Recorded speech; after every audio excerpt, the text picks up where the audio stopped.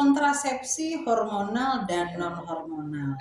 Jadi pengen tahu nih dok, yang hormonal seperti apa, yang non hormonal seperti apa, yang di rumah yang pengen nanya langsung bisa di 0284321511. Non hormonal dan hormonal. Apa ini dok? Kalau yang hormonal itu memang ada obat-obatannya yang mempengaruhi siklus tubuh, siklus menstruasi terutama ya pada wanitanya. Itu contohnya itu adalah yang pil, suntik, implan, sama IUD. Oh gitu. Ya. Dulu ya. Iya deh ya. Yang kasihan deh yang di rumah ibu-ibu. Halo selamat pagi. Kok pagi, selamat siang. Iya. Ibu Sami di mana Bu? Di Sumberharjo. Aduh, ibu suaranya kok. Oke, di Sumberharjo. Apa yang mau ditanyakan Bu?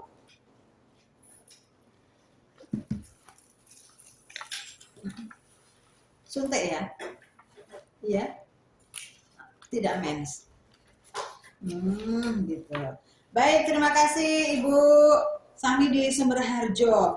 Ada lagi yang berinteraksi bersama kami di 0284321511 untuk Anda yang ingin berinteraksi silahkan. Ini banyak juga nih yang mengatakan seperti ini. Ini sudah itu program kontrasepsi dengan suntik. Tadi belum dijelaskan suntiknya yang 1 bulan atau yang 3 bulan. Tetapi ini kok tidak menstruasi, apakah ini tidak berbahaya? Begitu dokter, gimana ini?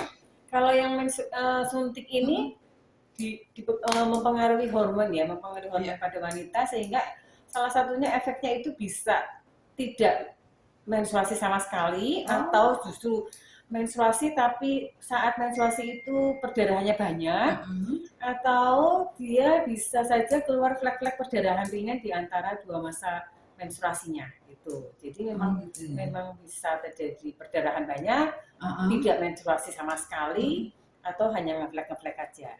Itu memang karena pengaruh hormonnya pada tubuh wanita dipengaruhi oleh obat-obatan. Jadi nggak berbahaya. Tidak berbahaya ibu tidak ya? nyaman aja. Tidak nyaman. Saat ibu ini tidak nyaman karena merasa aduh udah lama nggak pernah menstruasi, ya silahkan dihentikan dulu jadwal suntiknya. Nanti kalau sudah menstruasi bisa diulang kembali. Oke. Yuk di 0284321511 sepertinya tadi sudah ada yang berinteraksi bersama kami. Jadi poinnya adalah tidak berbahaya, hanya mendatangkan ketidaknyamanan saja. Halo, selamat pagi, selamat siang. Aduh, suaranya kayak gini banget ya. Halo. Iya, selamat siang, dari mana Bu? Siapa? Ibu Eni di Asam Doyong. Baik. Pertanyaannya.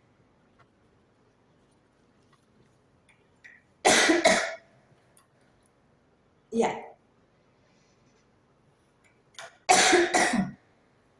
Oke Bu, bisa saya tangkap. Ini telepon mungkin ada gangguan dari sananya atau gimana ya? Dari tadi padahal tidak apa-apa.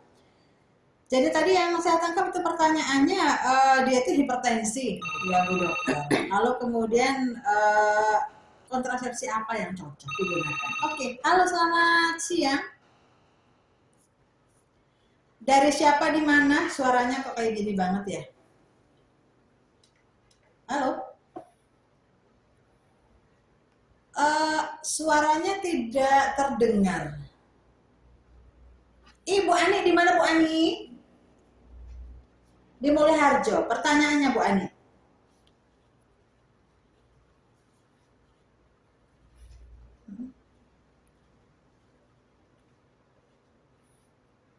Oke, terima kasih. Ibu Ani di Mulai Harjo, pada pasien yang melahirkan sesar, apakah boleh menggunakan kontrasepsi IUD? Begitu. Jadi sambung lagi silakan di 0284321511 barangkali ada yang berinteraksi lagi, tapi dijawab dulu oleh Bu Dokter ya. Jadi tadi Bu Edi di Asam Doyong, dia itu hipertensi. Lalu alat kontrasepsi apa yang sebaiknya digunakan? Apa ada pengaruhnya begitu barangkali ya? Ibu ini orang-orang dengan yang hipertensi itu kontraindikasi untuk kontrasepsi yang suntik, kemudian yang untuk implan itu kontraindikasi.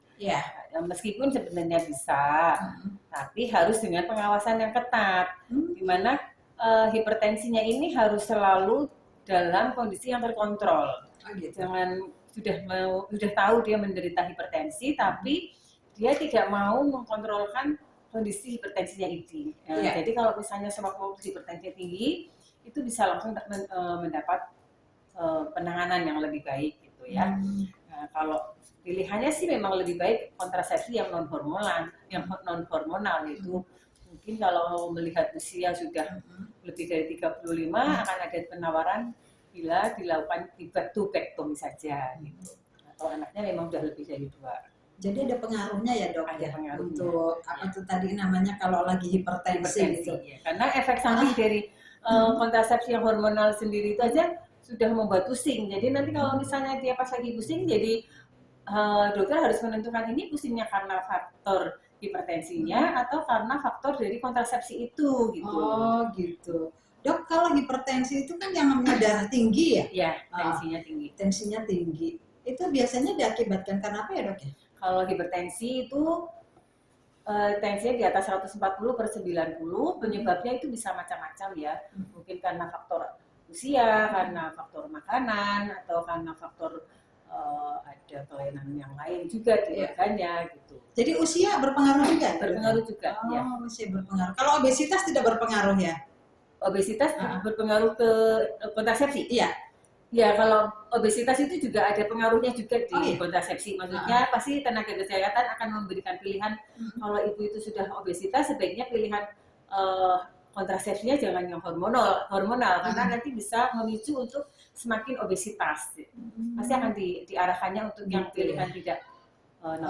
Kadang itu ada juga ibu-ibu yang gini, aku setelah ikut KB kok jadi lembut ya. Iya, betul. Itu ternyata ada ngaruhnya juga ya. Ngaruhnya itu juga ya. Ataupun mungkin gini, tadinya tuh wajahnya halus tapi setelah kontrasepsi suntik kayak gitu kok jadi berjerawat gitu ya. Itu juga ngaruhnya. Jadi memang ada resiko, tetapi ya lebih baik resiko yang teringan aja seperti itu daripada banyak anak tapi nggak bisa ngurus ya. Benar kalau banyak anak banyak rezeki, tapi rezeki kan orang tua yang nyari ya Bu Dokter ya. Iya deh. Tadi tentang kontrasepsi yang hormonal dan kontrasepsi yang non hormonal. Tadi barusan disebutkan yang hormonal tuh ada tadi pil ya Bu, suntik, implan sama IUD. IUD-nya tuh yang karena IUD ini ada 2 ya, IUD yang ada mengandung obat-obatan hormonal dan ada yang memang benar-benar hanya bentuk IUD-nya saja yang mempengaruhi dari posisi di rahim tersebut. Implan itu yang seperti apa ya dok? Implan itu memasangnya itu di lengan atas ya, di lengan atas bentuknya itu seperti lidi. Itu isinya bisa 1 atau bisa 2 atau bisa 5. Itu bisa gitu dok? Ya memang 1, 2 sampai 5. Tergantung ini dari pabrik obat mana. Oh gitu. Ya, kalau yang isinya hanya 1 implanon itu yang hanya 1 tahun, kemudian yang isinya 2 itu 2 tahun, 3 tahun, 3 tahun. Yang isinya 5 bisa sampai 6 tahun. Kalau dulu zaman saya masih kuliah itu malah isinya itu ada 6. Repotnya itu kalau pas cabut, dari 6 ini kadang masih ada yang ketinggalan. Yang gitu, 1 atau 2. Sehingga pasien biasanya disabut, yang terambil baru 4. Pulang dulu ya, nanti 1 minggu. Kemudian kesini lagi kita ambil yang sisaan. Itu melalui operasi atau gimana itu dok? Enggak, lewat operasi kecil ya, operasi kecil. Di apa? Biusnya di sayat gitu? Di sayat 1/2 senti lah paling panjang. 1/2 senti itu untuk 6 atau 5? Untuk mengambil implannya. Pada saat dia memasukkan, sekarang itu cara memasukkannya sama seperti kita nyuntik, kemudian di dalam suntikannya itu ada bentuk pipa yang panjangnya kurang lebih 5 cm, kita dorong, kemudian kita tarik suntikannya, kemudian kita jepit.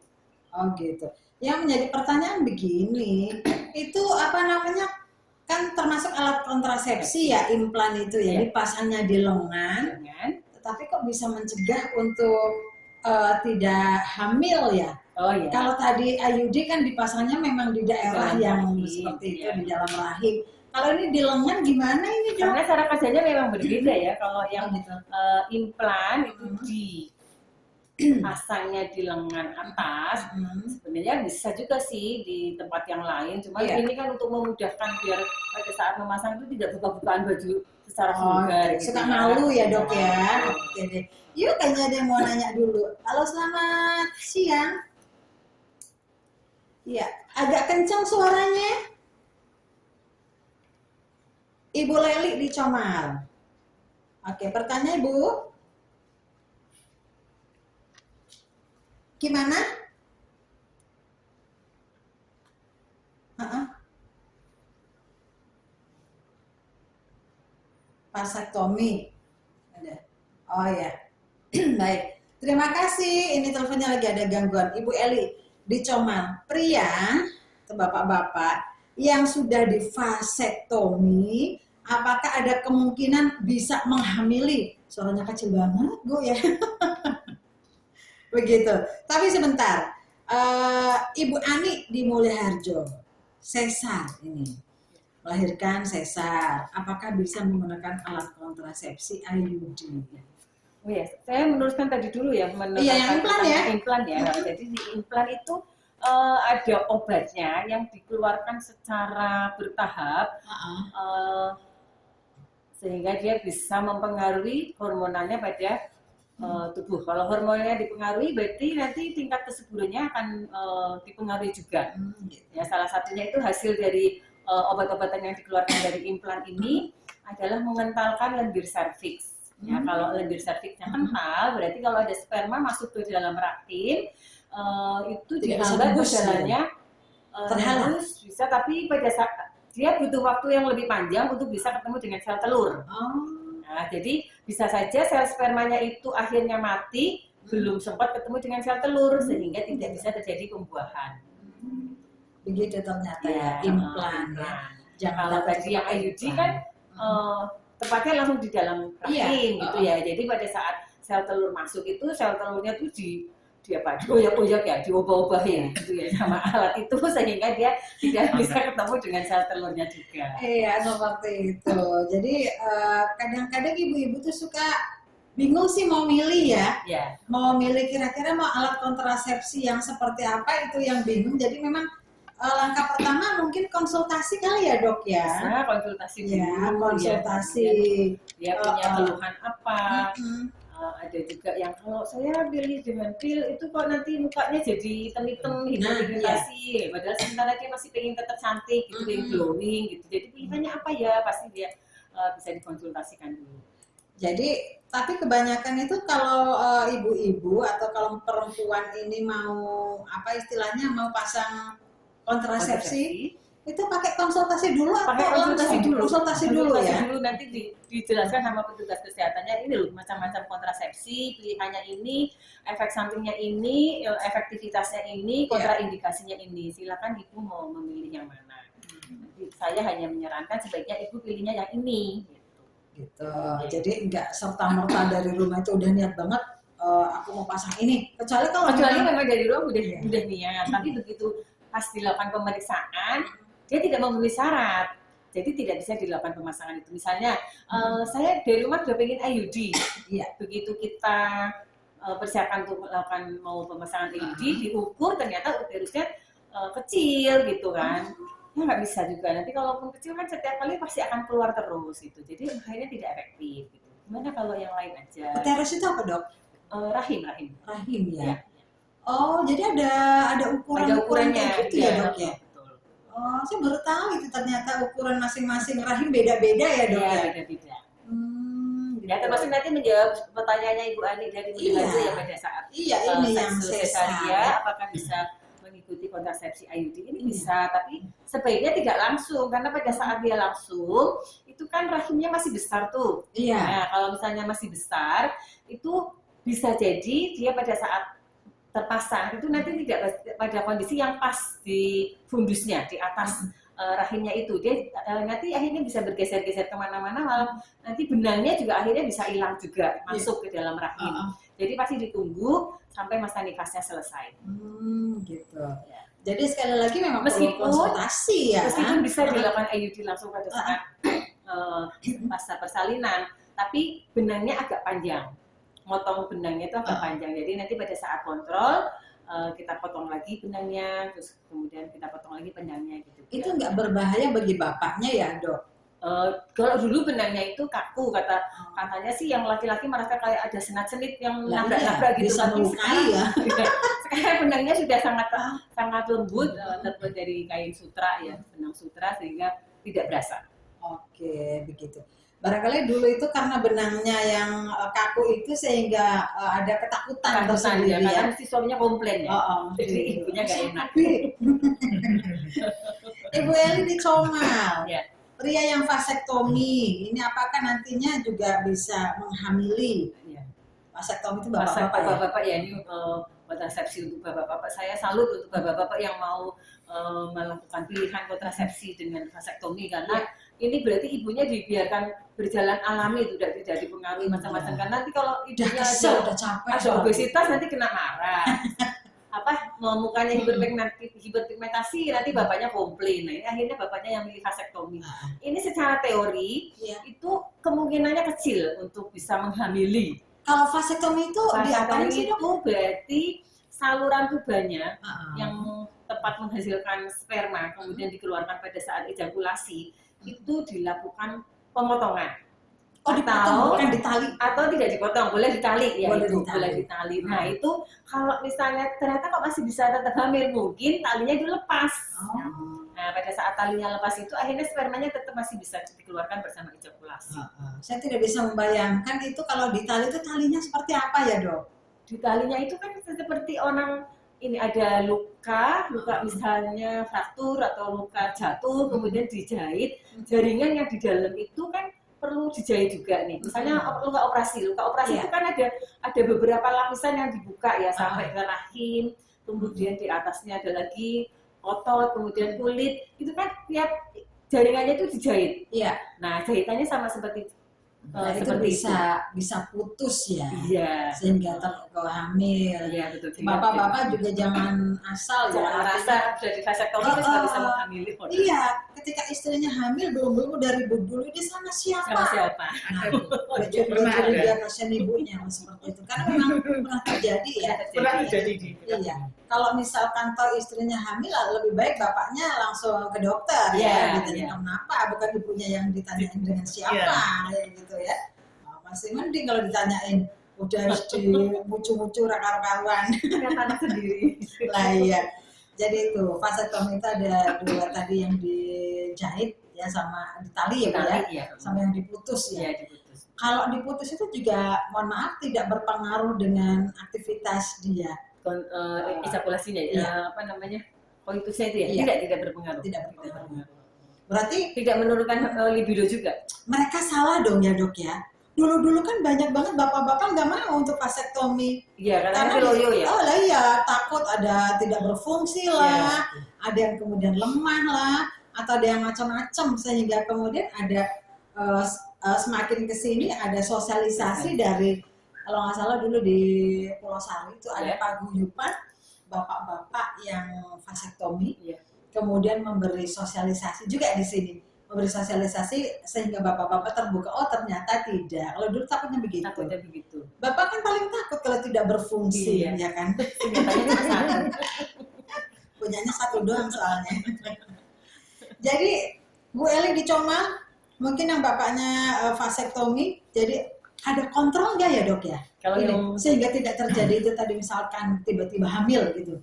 Kalau setelah vasektomi itu ada jeda untuk kontrol berapa kali? Kalau kontrolnya sih untuk kontrol lukanya aja. Kontrol lukanya hanya kontrol lukanya aja. Kita belum pernah dilakukan ini ya. Coba nih kamu koitus, nanti saya lihat ada spermanya apa enggak, itu belum pernah dilakukan seperti itu. Itu kan harusnya untuk kontrolnya dengan pemeriksaan analisa sperma dengan mikroskopik.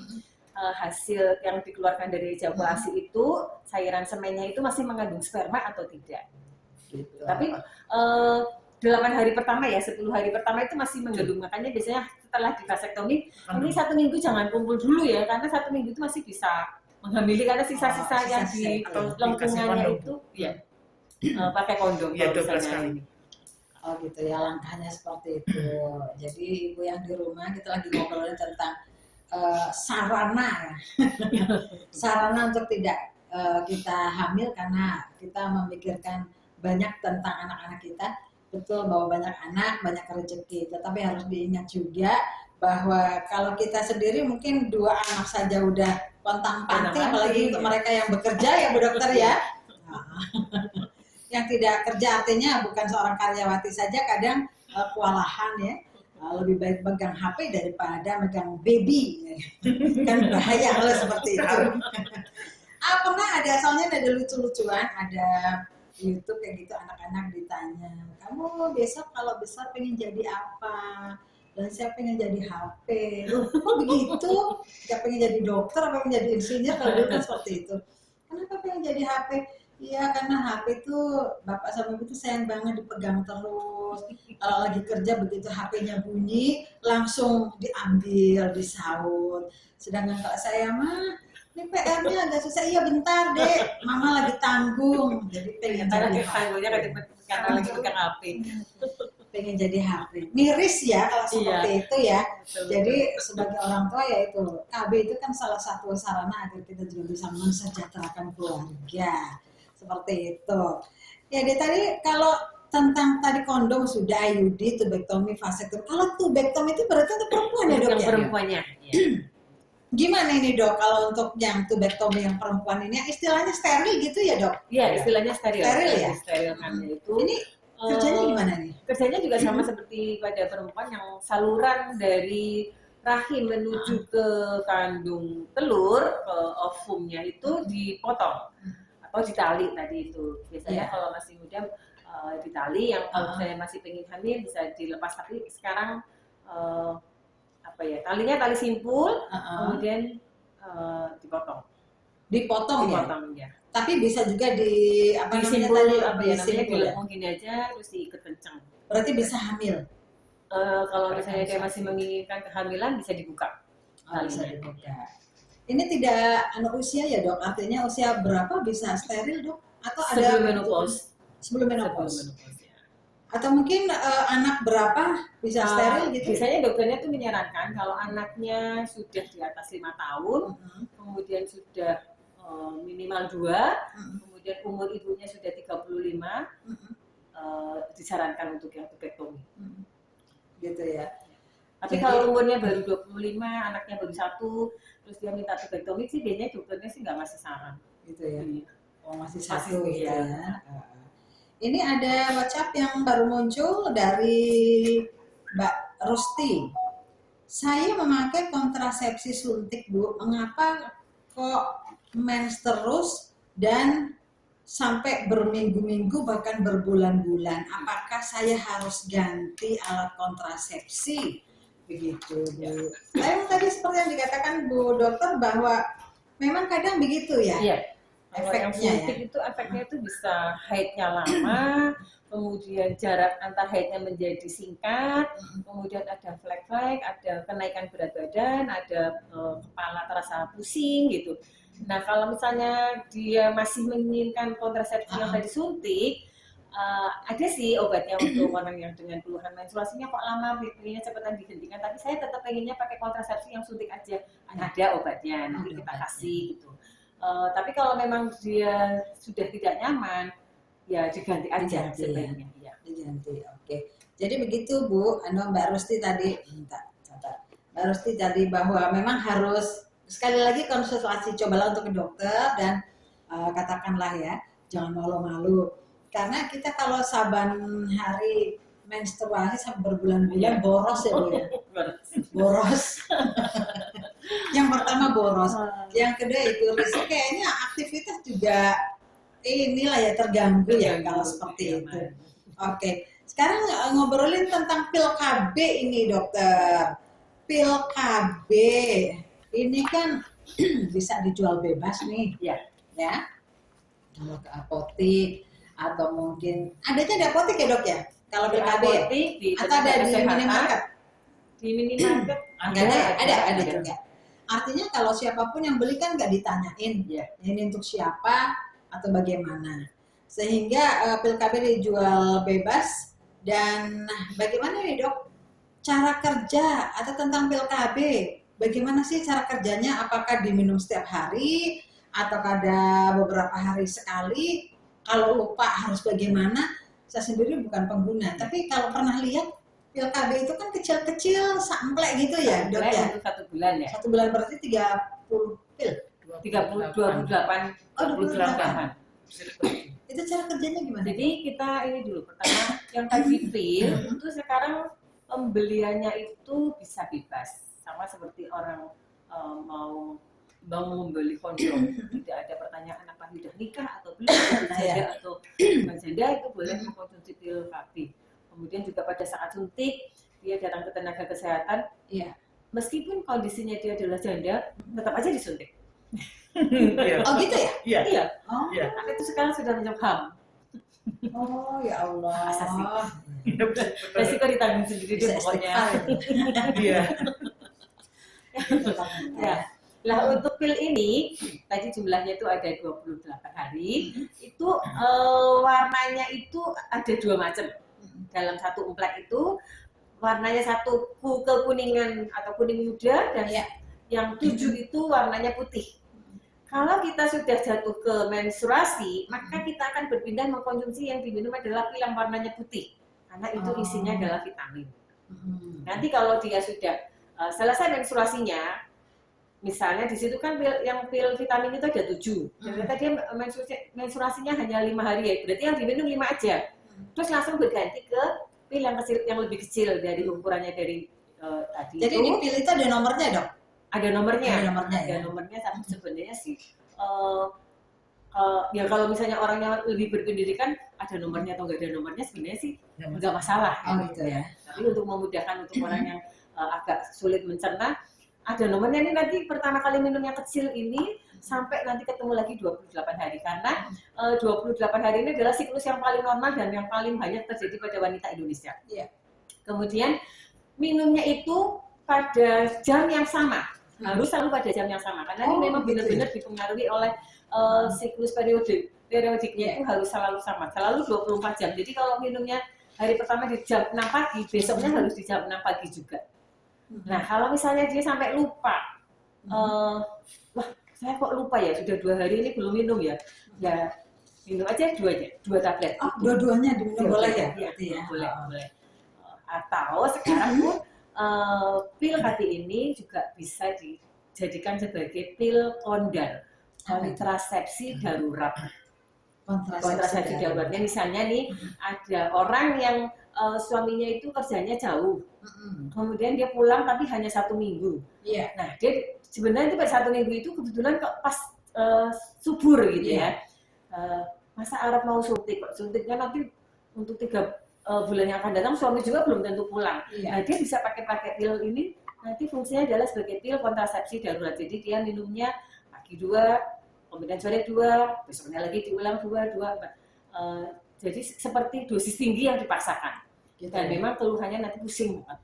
Oh gitu. Kalau misalkan kalau tadi misalkan menggunakan kondom, menggunakan vasektomi dan lain sebagainya dimungkinkan bisa hamil. Kalau pakai pil telat bisa hamil juga ya dok ya? Kalau telatnya masih hitungan 1-2 hari sih enggak, masih kecil kemungkinannya untuk hamil. Tapi kalau dia terlambatnya sudah lebih dari 3 hari nggak minum, nah itu bisa ketemu masa subur. Ya. Kalau misalkan ada ibu-ibu ini sudah memakai alat kontrasepsi suntik tadi ya, kemudian ini berapa tahun deh kalau itu? Ada jeda nggak? Istilahnya kalau pengen hamil lagi. Ya. Sebenarnya itu suntik itu kan ada 2 pilihan, yang 1 bulan diulang setiap 1 bulan, atau ada yang diulang setiap 90 hari 3 bulan. Nah kalau dia berhenti mengkonsumsi suntiknya, itu bisa langsung hamil. Sebenarnya seperti itu. Tapi untuk orang-orang tertentu yang dia sudah ikut suntiknya sampai sekian tahun, kembalinya ke suburnya lagi itu agak lama. Saya sampai 3 tahun tuh dok dulu. Ya dari setelah berhenti suntik yang terakhir kan? sampai Berarti, suburnya lagi iya, ketemunya lama. 3 tahun Ya. baru hamil lagi. Betul, betul. Lama juga. Nah, ikut suntiknya sudah berapa lama Mbak? Berarti 3 tahun juga. Oh, 3 tahun juga. Ya lumayan lah. Gitu. Lumayan lama. Lama juga ya. Karena ada mau minum pil kan suka lali nah saya. Suka lupa gitu. Membersihkan wajah saja lupa lagi minum pil. Ya, ini suka lupa. Mau IUD agak malu ya. Nah, iya itu loh. Agak Saya malu. juga heran loh kalau mau dipasang IUD mesti alasannya menolak karena malu. Iya. Padahal kita pasang IUD itu 5 menit aja selesai. Pikirannya Kebayang nggak pada pikirannya saat- tuh gini dok, kita tuh lagi kalau melahirkan kan kita istilahnya itu. nggak normal ya, lagi menahan sakit, jadi paribasan kardia apa-apa bolos yang penting keluar bayinya. Padahal pada saat mau melahirkan itu kan anak itu bisa setengah jam ya, lebih lama. Kalau iya. misalnya petugas kesehatannya mau ngapalin ini ada tai lalatnya di sebelah sini, itu masih punya kesempatan. Iya. Tapi kalau misalnya mau pasang IUD udah gak kepikiran seperti itu. Iya, kalau pasang IUD, aduh setelah normal kayak gini ya, mau dibuka-buka kayaknya kok malu risikonya. Mungkin dokternya dokter perempuan Iya, juga iya. ya dok ya. Bahkan kan ada juga bapak-bapak yang menginginkan ibunya itu harus ke dokter yang perempuan, Ya, nggak ya, boleh ya. sama dokter laki-laki gitu kan. Ada yang seperti itu. Jadi memang kalau setelah suntik KB dimungkinkan ada jeda waktu untuk hamil Hamil lagi, lagi. gitu dok ya. Dengan alat kontrasepsi yang lain juga begitu dok. Ada jeda. Kalau pil langsung. Oh kalau pil langsung. Ya. Begitu nggak diminum bisa Ya, langsung. kalau gitu IUD ya? juga bisa langsung. Oh IUD-nya gitu. dilepas bisa nanti langsung subur kembali. Ini sekalian saya promosi juga Iya, untuk boleh, yang boleh. IVA ya. Pemeriksaan IVA itu kan tadi kalau pasang IUD posisinya kan sama seperti pada saat kita mau pemeriksaan IVA ya. Itu Iya. ibu-ibu yang merasa sudah pernah berhubungan dengan pasangan, Ya. saya menghimbau sebaiknya itu kita pemeriksaan IVA. IVA itu untuk mendeteksi secara dini apakah ada bakal kanker serviks atau tidak, karena angka kematian pada wanita yang paling banyak penyebabnya adalah karena kanker serviks. Itu sama Mbak Rida, pemasangannya seperti IUD cuma 5 menit, nggak sampai 5 menit, kan 3 menit sudah selesai, tapi ya mesti karena malu. Jangan dilihat dong, gimana nggak lihat ya. Iya, jadi rasa malu itu karena ya itu tadi karena sesuatu yang apa sih ya? Karena Apa sih? sadar tadi ya Mbak Rida ya. bilangnya. Jadi kalau mau dilihat gimana? Kalau untuk IVA ini sebetulnya pemeriksaannya seperti apa ini dok? Pemeriksaannya posisinya sama ya seperti Iya. orang mau pasang IUD, Ya. kemudian kita lihat porsionya atau mulut rahimnya, Iya. kita nilai, kita kasih cairan asam asetat selama 1 menit. Kemudian setelah 1 menit kita nilai apakah ada bercak putih atau tidak. Kalau ada bercak putih itu adalah cikal bakal dari akan tumbuhnya sel kanker serviks. Gitu ya. Terus bisa diobati? Bisa gitu? diobati, masih bisa diobati selama kita menemukan bercak putihnya itu tidak lebih dari 75% dari lingkar porsionya itu. Yang diperiksa rahimnya ya dok? Atau Mulut rahim. Mulut rahim. Iya, mulut rahim. Oh, yang katanya kanker serviks itu tadi. Iya, ya? iya. Oh gitu. Lalu nggak sakit kan ya dok ya? Enggak sakit. Nggak sakit. Sama seperti IUD juga enggak sakit juga. Gitu. Jadi Ada sekarang mules juga enggak ada. yang bukan takut tapi biasanya malu. Malu itu, iya. Iya. Kemudian dok kalau misalkan itu tadi sebabnya apa sih yang namanya kanker serviks itu sebetulnya? Itu penyebabnya karena virus human papillomavirus ya. Ini sekalian promosi lagi nih. Nanti pada bulan September untuk anak-anak kelas 5 dan kelas 6 remaja putri tanggung itu nanti akan ada vaksinasi HPV. Apa itu dok? Vaksin untuk mencegah terjadinya kanker serviks. Anak usia berapa Anak tadi? kelas 5 sama kelas 6. Kelas 5 sama Yang khusus yang perempuan saja tapi ya. disuntik itu berarti? Disuntik ya. Bayarnya berapa tuh dok? Gratis kalau mau gratis? Ini ngomong gratis loh nih, kalau di tempat DSOG itu mahal. September ya, bulan September ya. Gitu. Tanggal berapa sampai? Yes. Mungkin minggu pertama, mulai minggu pertama September. Di PKBI? Enggak, di semua program pemerintah kelas anak-anak sekolah itu. Oh, ya, di sekolah. Ya, di sekolah. Jadi nanti koordinasinya dengan dinas pendidikan. Oh, dengan dinas pendidikan, kemudian sekolah-sekolah mana gitu ya? Iya. Mudah-mudahan terakomodir semuanya ya dok ya. Iya, ini sayangnya hanya untuk yang kelas 5-6 loh, padahal remaja putri kita mungkin yang SMP itu juga perlu dikasih HPV, tapi belum menyentuh ke situ. Jadi senang banget loh ini anak yang kelas 5 sama kelas 6 jangan sampai menolak nanti ya kalau ada vaksinasi HPV masuk ke sekolah. Itu juga mungkin atas permintaan sekolah itu gimana? Atau dari programnya pemerintah? Programnya pemerintah ya. Cuman mungkin bertahap ya dok ya. Artinya enggak hari itu juga bulan itu juga semua sekolah sampai ke desa-desa gitu. Ya. Alhamdulillah kalau begitu ya. Jadi ini memang lebih baik mencegah daripada mengobati kan begitu. Tadi barusan saya juga berinteraktif dengan Dokter Iwan, dokter gigi. Oh, Dokter Iwan ya. Tadi berbicara tentang gigi, tapi sama-sama bahwa itu tadi ke dokter biasanya kalau sudah sakit. Iya ya. Kalau tidak sakit ke dokter, ke kafe. Tapi kamu juga mengobati sakit biar nggak sakit, biar fresh gitu ya jadinya ya. Ini Mbak Rida tadi menyebut nama Dokter Iwan, saya jadi ingat Dokter Iwan almarhum dari Puskesmas Jebet. Ini adalah salah satu dokter kontrasepsi laki-laki vasektomi di Pemalang yang dia benar-benar sangat concern untuk membantu pemerintah dalam pelayanan vasektomi. Dulu dokter dia sudah ratusan kali vasektomi di masyarakat Pemalang. Alhamdulillah ya. Semoga diterima di sisi Allah. Amin. Amin. Iya. Dulu dokter Iwan dokter umum atau dokter umum di Puskesmas Jebet. Iya. Suka musik dulu ya. Iya betul. Makanya tadi saya pikir Mbak Rida ngomong Dokter Iwan, saya pikir Dokter Iwan yang itu. Itu Dokter Iwan dulu itu suka nyanyi, suka musik, main gitar gitu. Ya. Kita sama-sama pemusik sebetulnya. Kalau ini dokter tadi, Dokter Iwan yang dokter gigi, lucu juga kita ngobrol enak. Tentang kontrasepsi yang hormonal dan non hormonal. Kemudian Anda bisa memilih ataupun konsultasi ke dokter atau juga sebaiknya memang datang berdua dengan suami. Iya betul. Ya daripada sendirian. Jadi kalau berdua dengan suami kan bisa konsultasi kedua-duanya ya enaknya bagaimana seperti itu. Dan jeda untuk hamil lagi untuk Anda yang berkontrasepsi juga tadi sudah disebutkan oleh Dr. Novi. Lalu juga ada efek-efek samping yang barangkali juga patut untuk dicermati. Jangan terlalu takut ketika kemudian lah kok setelah ikut KB jadi begini begitu gitu ya itu efek ya. Tetapi yang penting kan tidak terlalu yang parah gitu. Kalau misalkan jadi sambandut ya sekarang ya istri saya orang ikut KB gitu ya.